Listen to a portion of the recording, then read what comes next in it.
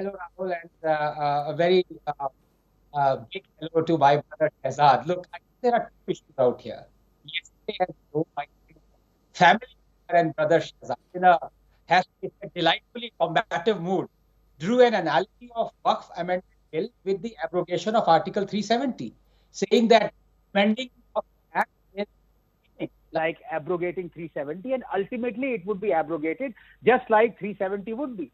With respect, I think the analogy or equivalence, if I may call it, is flawed for two reasons. A, the clause that remains in 370 is a neutral and vital clause that says Indian constitution is applicable to Jammu and Kashmir, whereas the clauses that remain in the amended Waqf bill, hundreds, are draconian clauses that will continue to cause irreparable harm to the non-Muslims and their property in this country. Number two, is it the BJP stand that the Waqf Act will be totally abrogated soon and that this amendment is only a stopgap interim measure?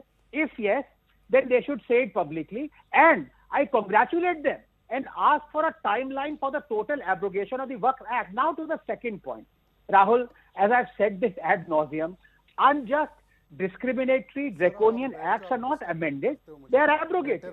So do not amend the Waqf Act that has usurped lakhs of acres of government, Hindu and temple land, abrogated. But I think one has to be reconciled with the fact that this government will not abrogate the Waqf Act. At best, it is only slightly going to, after a prolonged CAA-like struggle, the amended Waqf Act might come into force and acceptance.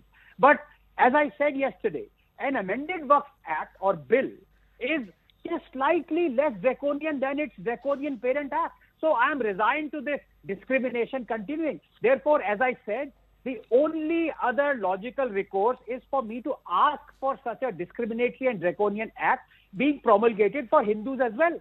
If you cannot remove discrimination against Hindus, reward them with it in the form of a Sanatan Act, the exact clause for clause replica of the Waqf Act. Look, I have absolutely nothing against the Waqf board. Why should anyone?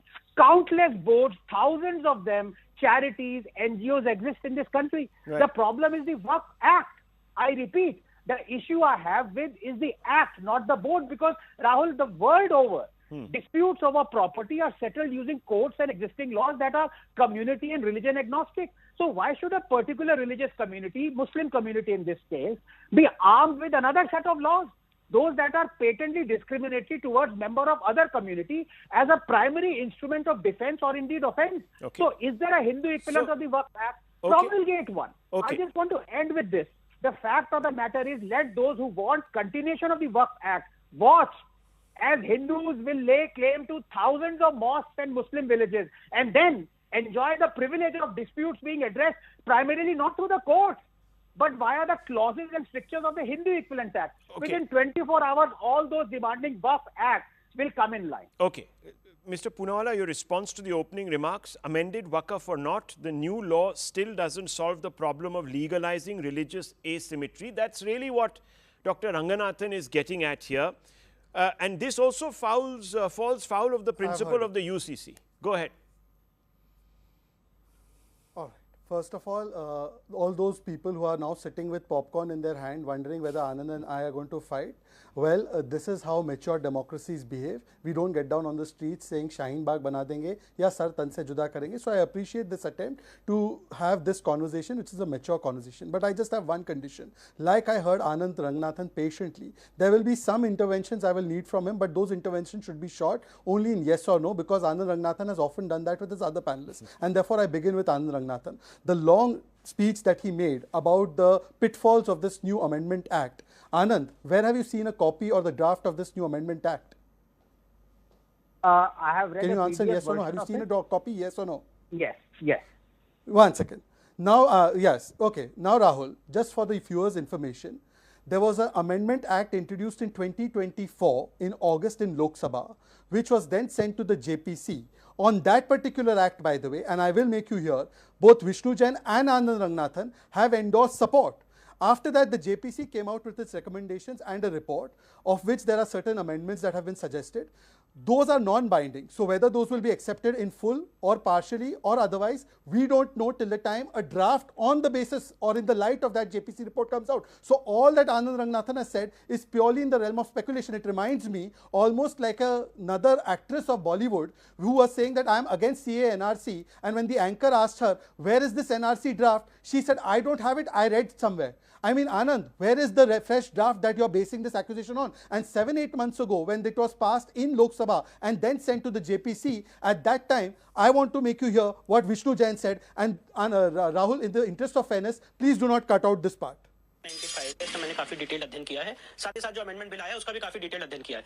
अब देखिए, अभी यहाँ पे वारिस भाई ने कहा कि काफी बातें उन्होंने कही, मैं उनसे पूछना चाहता हूँ बहुत ही संजीदगी से, अगर ये आज डेफिनेशन में अमेंडमेंट किया जा रहा है कि वफ आप उसी को वफ कर सकते हैं जो आपकी खुद की ओनरशिप में है, किसी और की संपत्ति को वफ घोषित नहीं कर सकते हैं, इसमें क्या दिक्कत है? अगर आज ये अमेंडमेंट किया जा रहा है कि सरकारी संपत्ति को वफ संपत्ति नहीं घोषित किया जा सकता है, तो इसमें क्या दिक्कत है? अगर आज ये अमेंडमेंट किया जा रहा है कि पहले के एक्ट में जो वफ संपत्ति घोषित हुई है 6 महीने के अंदर उसका ब्यौरा दे, उसकी बाउंड्रीज दे, उसके मुतवल्ली बताएं, तो इसमें क्या दिक्कत है? अगर आज ये अमेंडमेंट किया जा रहा है कि कलेक्टर उसका सर्वे करेंगे, सर्वे कमिश्नर नहीं करेंगे, किसी को पता नहीं सर्वे कमिश्नर की क्या क्वालिफिकेशन, सर्वे कमिश्नर कौन होगा पता ही नहीं, स्टेट गवर्नमेंट जिसको नियुक्त करते हैं वो सर्वे कमिश्नर है, उसको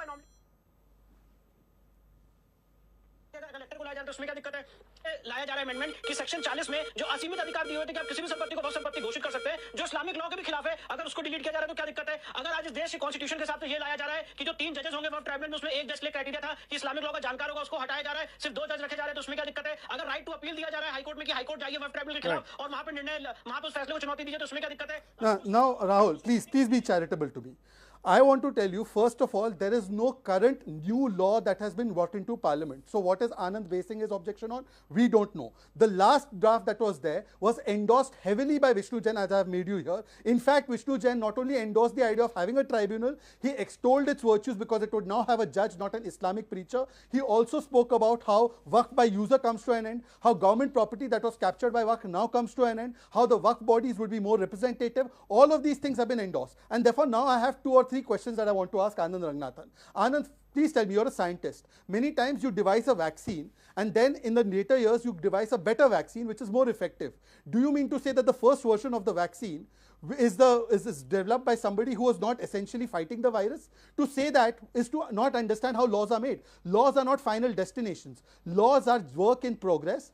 There will be a law that will come out. Once you have seen a draft and you oppose it saying that it is not strong enough, I can understand. But right now, what are you basing it on except for the fact that you are going by the intent of the government? And if you are going by the intent of the government, and I will end in the next 30-40 seconds, Anand, this is not personal and don't take it in that spirit. Prior to 2014, you have written very vehemently about many issues. You've written about how nationalism is not a good thing. You've advocated how there should be no firecrackers during Diwali. Please show me one article you have advocated asking for Waqf to be repealed prior to 2014. If you have it, like you quote Ambedkar's book, quote that article to me right now.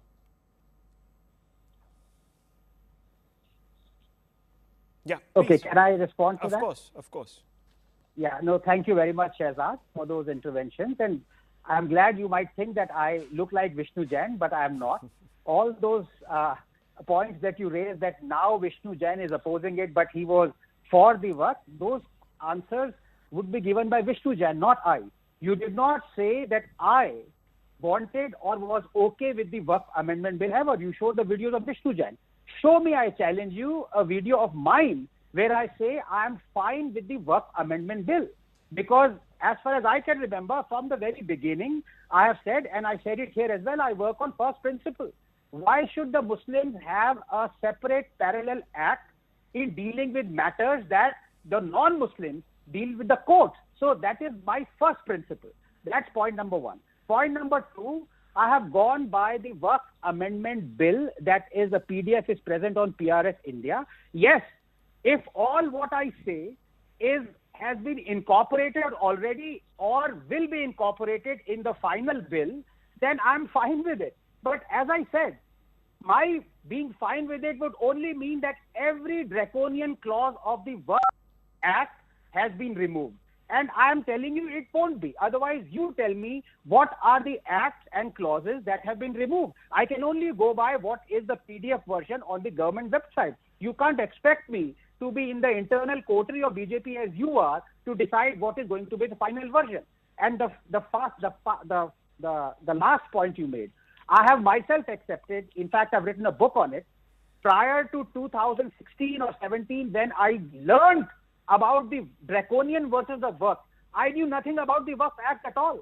So for you to say that in 2014 I was silent about it is a non sequitur, because I didn't know anything about the Waqf. But the moment I got to know about this draconian act, like I'm sure, the moment you get to know about something draconian, you start protesting about it. Likewise, I didn't know much about Article 370 or the... One second, let me finish. As I did, I allowed you to finish, your long interjection. For example, the moment I got to know about the conjunction of 93rd Amendment with the RTE Act and how draconian it was and discriminated against the Hindus, I protested against it. But before that, I did not know the conjunction, and I was for the RTE. So as new facts emerge, as I learn more, I base my thing on that rather than having... I think that's a fair point. That's the latter point is a fair one. Yes, Shehzad Poonawala. Anand, yeah. Now see, I am glad that firstly Anand has conceded right at the very beginning, just like Swara Bhaskar had conceded, that he has not seen the fresh act which has come post the JPC amendment being suggested. He is going by the draft, in his words, of the PRS, which is of the 2024 August draft. There is no other draft, and Rahul, as a journalist who speaks about hard facts, you will also confirm that till now no new bill has been introduced on which Anand can base all his fears or his presumptions. Point number one. Point number two, Anand, I may be an insider in the BJP. I am actually the national spokesperson of the BJP, but this is solely in the domain of the cabinet and the parliament. And therefore, I am not like a Barka, that type of journalist, that despite my position, I will know what is going on inside the government. The government, when it takes a decision, it will bring a draft to the cabinet and then to parliament. And that's when Anand Ranganathan and Shehzad Poonawala both will know it, despite my privileged position of being a spokesperson of the BJP. That's how the BJP works, and I'm sure you know about it. That's why you are also supporting Prime Minister Modi's many of his initiatives. The reason, please, Rahul, this is not fair. You gave a very long period of time and you also summarized his points. You let me complete. Please, don't be unfair. Don't be unfair. Or go by the clock. Thirdly, the reason I quoted Vishnu Shankar Jain, and Anand, you do not look like Vishnu Shankar Jain, but Vishnu Shankar Jain looks extremely good as well, just like you. The reason I quoted Vishnu Shankar Jain to you is because Rahul in his opening spoke about Vishnu Shankar Jain and labeled him or clubbed him along with civil society activists like you. And in fact, you and Vishnu Shankar Jain, by the way, have done a video, not one, many actually on YouTube, on the Waqf, where he has spoken on the exact same things. Now I ask you, when you knew about Vishnu Jain's position in back then, why didn't you go ahead and tell Vishnu Jain? Okay, but I Vishnu, can help in here. 2024, you were supporting these positions. Please, Rahul, do not do this unfairly, or else I will walk out. If you want to be unfair to me, you allowed Anand full time. I'm not being unfair. I just if want you to have bring an in a agenda, clarification why let I me get used complete. Vishnu You have Shankar interrupted me Jain twice and... unnecessarily. Okay, carry on. But let me complete, Rahul. You are being unfair and you are destroying my entire flow. Carry on. It's very unfair, Rahul. Carry on. Rahul, you have quoted Vishnu Shankar Jain for whatever reasons. You have the full right to. Yeah. Anand has done videos and YouTube videos with him and sessions with him. Okay. He has a right to still have an independent view. But all I am saying is that Rahul or Anand did not counter Vishnu Jain when he was praising this amendment in 2024 August. At that time, why didn't Anand say to Vishnu Jain that you are wrong, or in his interactions with him? But forget that. Anand says that I go by the hard facts, by the basic principles. Anand, do you know that apart from this non-existent law which you are critiquing so vehemently, there is another law in 2023. Do you know which law that was about Waqf that has been introduced in the Rajya Sabha? Can you just tell me whether you know about the law, yes or no? Which law was Are you aware introduced? of that law, yes or no? There was a law in that Rajya was Sabha, introduced. which bill was introduced? 2013, I think it was, which bill was introduced in 20? No, It I'm was talking for- of 2023. Rajya Sabha, Do you know 23. that another bill? Do you Was know it of for the other bill that has been encroachment introduced in 2023? Waqf No, it's not. encroachment. Now let me tell you. No, it's not. Wrong. So Rahul and Anand, the point I'm trying to make is that here is a situation where a new law has not come, but Anand is critiquing it. But Anand has missed the bill that has been introduced in December 2023 in Rajya Sabha, which calls itself Waqf Repeal Bill, which aims at completely repealing the Waqf 1995 Act. And therefore, now I ask Anand, a man of only facts, if you had to critique something which is on the table, this bill was on the table. You left this bill and you are critiquing a non-existent bill. Therefore, now I ask you, Anand, that is your critique only meant for critique, or is your critique actually driven by something substantive? If yes, tell me the provision you are critiquing. Okay, go ahead.